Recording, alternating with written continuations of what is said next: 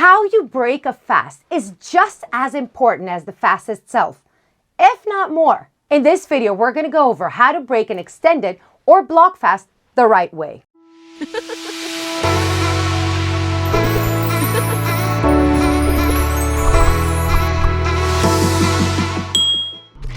At the time of recording this video, I am on the 7th day of my water fast.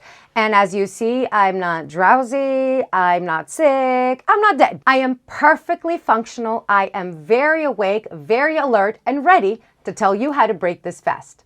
Now, the reason I'm doing this extended fast is not to lose weight. I have reached my goal, my weight goal, through the ketogenic diet and fasting a long time ago.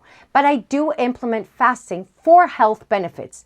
Now, this 7-day fast came as an idea after I went through the unnamed virus, and it left a lot of inflammation in my body. So I figured that the best way to get rid of it is through an extended fast. Another reason is if any of you are familiar with Dr. Thomas Seyfried, who wrote the book Cancer as a Metabolic Disease, and he is among the leading cancer researchers in the world.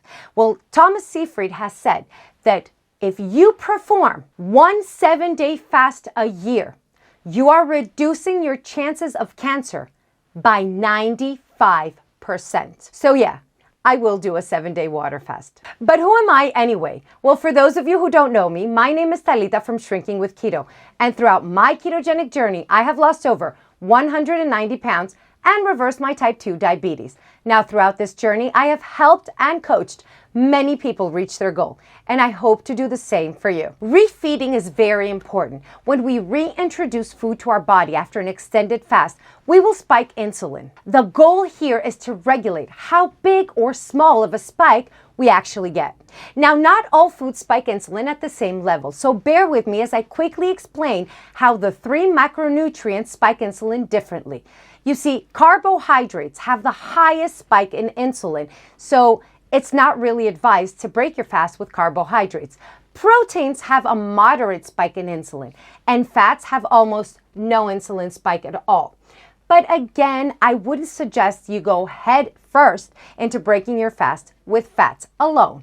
Speaking from my own personal experience and other people that have actually told me, when you eat only fats to break an extended fast, well, it kind of will send you to the toilet immediately. So a combination of fats and protein might be a better bet. Now, a general rule of thumb you want to remember when breaking an extended fast is for every 2 fasted days that you have gone through, you want 1 recovery day. So if you go with 3 fasted days or 4 fasted days, it's better to go with 2 recovery days. It is best to ease slowly out of an extended fast, both for your digestive system and to avoid a high insulin spike. So let's go over some scenarios of healthy ways to refeed your body after an extended fast. Break the fast by sipping on bone broth. This will reduce both digestive and blood sugar stress. Half an hour to an hour later, introduce easily digestible proteins such as poultry or fish. Dense meats such as thick steaks, and I quote, require a lot of digestive enzyme strength. Now, if you feel digestive discomfort when breaking an extended fast, you can add some bitters or apple cider vinegar to help with the digestion. Another way to break a fast if you're not a bone broth fan is by having a 1/4 to half an avocado slowly, and then half an hour to an hour later, introducing the easily digestible proteins we mentioned, poultry or fish. A side note here is that the best fat that you can have the first hours after breaking an extended fast is MCT oil or powder, because MCT avoids the typical digestion and they don't break down like normal fats. This will allow you to get more fats in the mix in a safer way. I want to mention very quickly that I'm not a doctor, and this video is for informational purposes only. Now, I am giving you my suggestions on how to break an extended fast based on my very extensive research. But if you're planning to proceed with an extended fast like the one I am doing, it's good that you go under doctor's supervision. The next thing you want to bear in mind is that you want to limit your caloric intake in half. But before we go on, let me interrupt you for a second. If this is the first time you're seeing this pretty face, let's make sure it's not the last. So please go ahead and subscribe to my channel and ring that bell icon so that YouTube can let you know every time I make a new video for you. And please feel free to ask me anything you want down in the comment section below. and I will try my best to answer every single one of your questions. During your recovery period, you want to make sure that you're supplementing with sodium, phosphate, and potassium. Now, ideally, I would love it if you have been taking them throughout the fast as well, because your body is being depleted from electrolytes. So let's jump and see what a 2-day recovery from a 4 to 5 day water fast would actually look like. Day 1 of breaking a fast, the first day of recovery. If you weigh 200 pounds or less, you should consume 500 to 800 calories. If you weigh 200 pounds or more, you should consume 800 and no more than 1,000 calories. Now, what you do not want to eat is dairy, hard to digest meats, or raw veggies. Focus on easy to digest proteins such as eggs, poultry, and fish.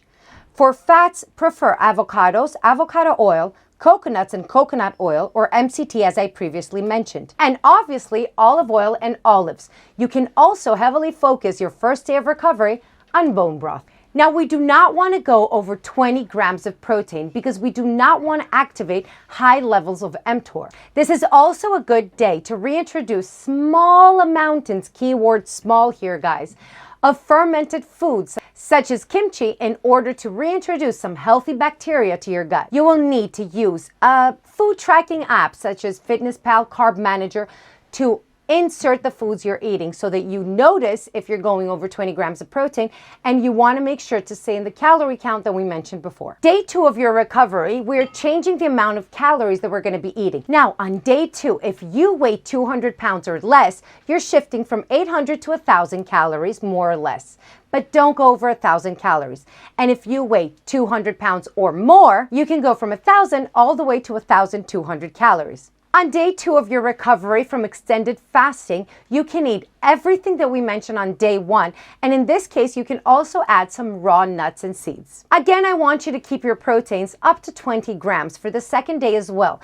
Basically, day 2 of your recovery is exactly the same with day 1, only that you're eating more calories and you're also inserting, if you wish, raw nuts and seeds. If you have gotten any value out of this video, I will kindly ask you to press the thumbs up button, as it helps YouTube take this content and push it out to more people that need it, just like you. And finally, on your 3rd day, go back to your normal diet, which I kind of hope is the ketogenic diet. Now, throughout the fasting and throughout the recovery, I didn't mention it, but guys, you need to drink a lot of water, both during the fast and during the recovery. Water is essential, especially when you're fasting for so long. You're going to be depleted from electrolytes, and you need to stay hydrated so that you do not focus on a dehydration problem afterwards. So there you have it, exactly how to break an extended or block fast step by step. And as always, chin up, or you know by now, the crown slips.